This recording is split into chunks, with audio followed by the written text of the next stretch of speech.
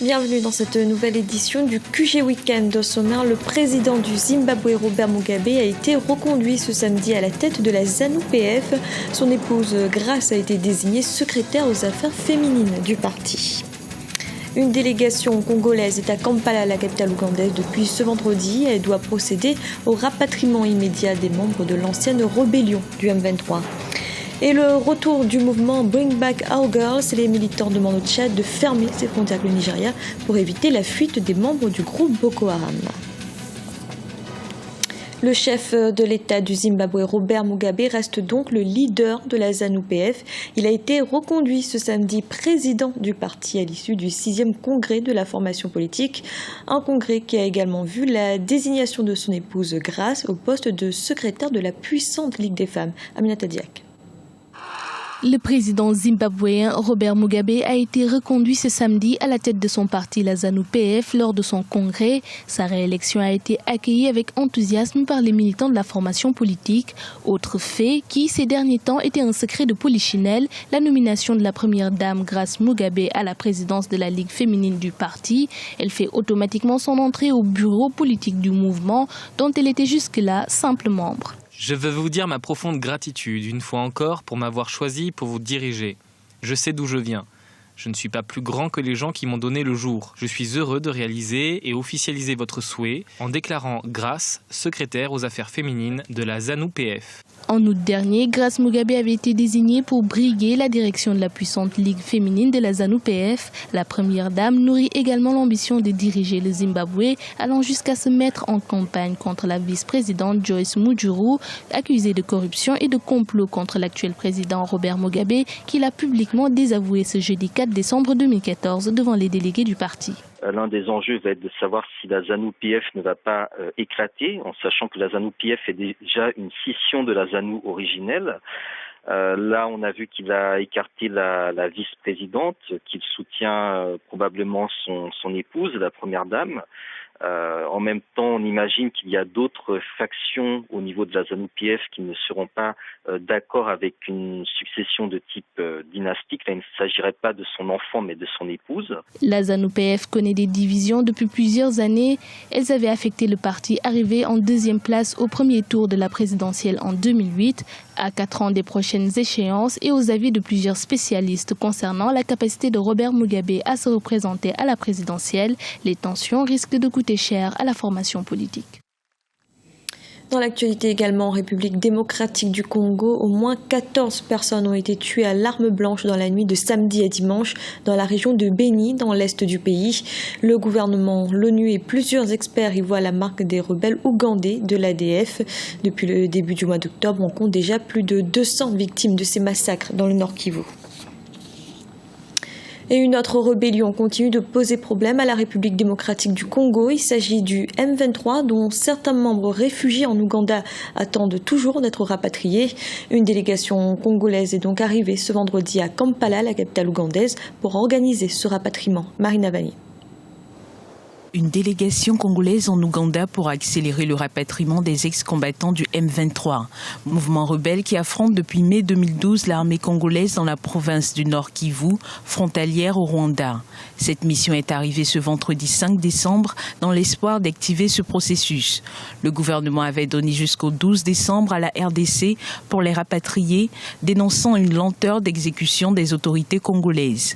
Pour la République démocratique du Congo, la délégation du M23 a refusé de se rendre à Kinshasa lors de la dernière réunion de suivi en novembre 2014. Si l'Ouganda accordait le statut de réfugié politique à ces membres ex-rebelles de M23, donc ils seraient libres, comme ils ont gardé les armes, et ils pourraient reprendre la guerre au Congo ou éventuellement passer par d'autres mouvements.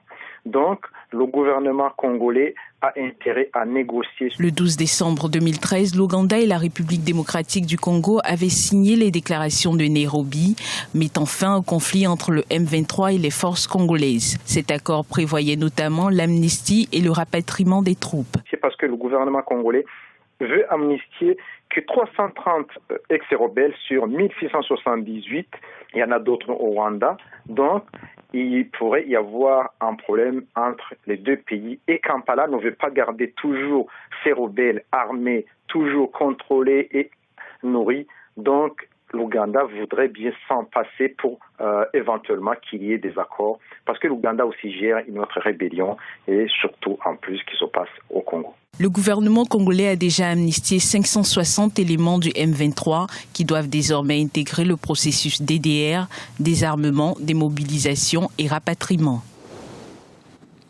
À Djibouti, le ministère de l'Intérieur vient de légaliser un nouveau parti dirigé par Kassim Ahmed Dini depuis le 21 novembre dernier. Ce nouveau parti porte le nom d'une formation déjà existante, l'Alliance républicaine pour le développement. Il s'agit donc d'une faction dissidente de l'ARD, une coexistence qui ne devrait pas empêcher l'opposition de se faire entendre dans le dialogue national, selon Kassim Dini. On l'écoute. Pour ce qui est du dialogue, tout cela dépend des autres parties prenantes à l'USN, si elles reconnaissent la validité non seulement du Congrès, mais également de la reconnaissance par le ministère de l'Intérieur de notre désignation en qualité de président de l'ARD au terme du Congrès le 21 novembre. Si les autres parties de l'USN ne reconnaissent pas cette qualité et dénient aux congressistes de l'ARD le droit de librement choisir ses représentants, ses élus, cela poserait un problème de démocratie et nous en prendrons acte parce que ce n'est pas ainsi que nous pouvons positivement militer en faveur de la démocratie à Djibouti. Au Nigeria, le mouvement Bring Back Our Girls continue à se faire entendre. Les militants demandent au Tchad de fermer ses frontières avec le pays pour éviter la fuite de membres de Boko Haram. Pour rappel, ce mouvement s'active pour obtenir la libération des lycéennes de Chibok retenues en otage par le groupe terroriste. Idelette Mirabel Bissou. Après une période de silence, le mouvement Bring Back Our Girls renaît de ses cendres au Nigeria. Cette fois, le regard est tourné vers le pays voisin, le Tchad. Les activistes demandent le retour des lycéennes enlevées par la secte islamiste Boko Haram. À travers une marche organisée devant l'ambassade du Tchad à Abuja, les militants demandent au gouvernement tchadien de fermer ses frontières avec le Nigeria. Le Tchad est l'un des pays voisins du Nigeria. Il y a des informations qui disent que le Tchad sert de base arrière pour les insurgés. Cela pourrait compromettre la sécurité dans la région. Si le Tchad ne renforce pas la surveillance de ses frontières, des armes pourraient être acheminées aux insurgés. Dans la nuit du 14 au 15 avril 2014, 337 lycéennes ont été enlevées à Chibok, une localité de l'État de Borno, au nord du Nigeria. Depuis plusieurs mois, Boko Haram, par des attaques terroristes, dicte sa loi aux autorités nigérianes. Les attaques répétées laissent les populations sur un qui-vive permanent. Entre incompréhension et indignation, les familles se demandent ce que sont devenus leurs enfants 9 mois après l'enlèvement. Nous ne pouvons pas exclure le fait que Boko Haram ait enlevé 219 filles il y a 233 jours aujourd'hui. Est-ce que les rendre est un danger potentiel? Pourrait-il les utiliser comme des femmes kamikazes? Ils sont capables de tout et il serait facile de laver le cerveau de ces petites filles innocentes qui doivent certainement se sentir abandonnées par leurs parents, par le gouvernement, qui se seraient sentis abandonnés par nous, le peuple, et pourraient se laisser endoctriner.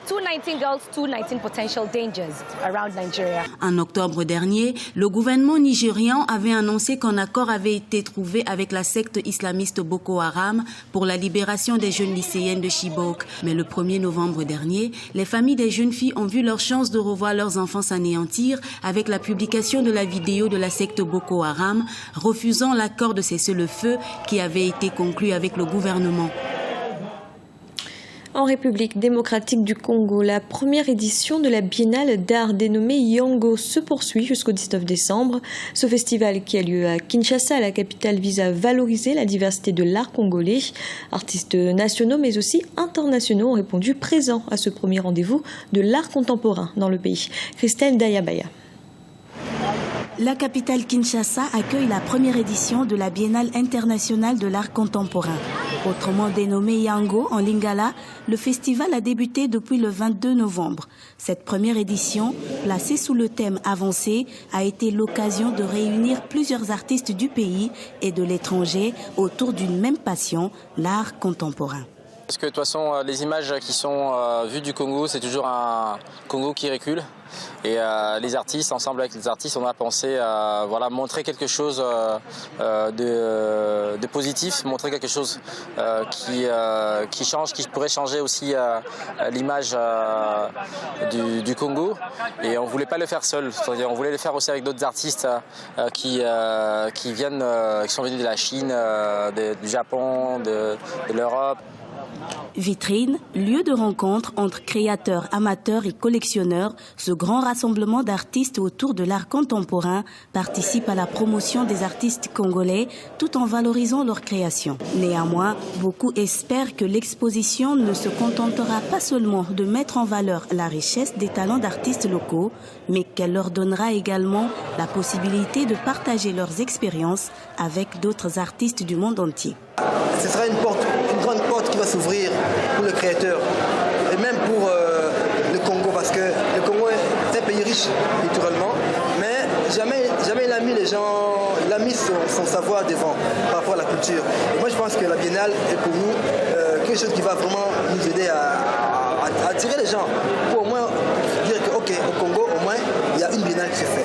Plusieurs artistes de la République démocratique du Congo et d'ailleurs prennent part à ce premier festival de la Biennale de Kinshasa, qui est une combinaison de différents genres artistiques tels que la peinture, la sculpture, la photographie et d'autres formes d'art multimédia autour d'un même point commun, la création.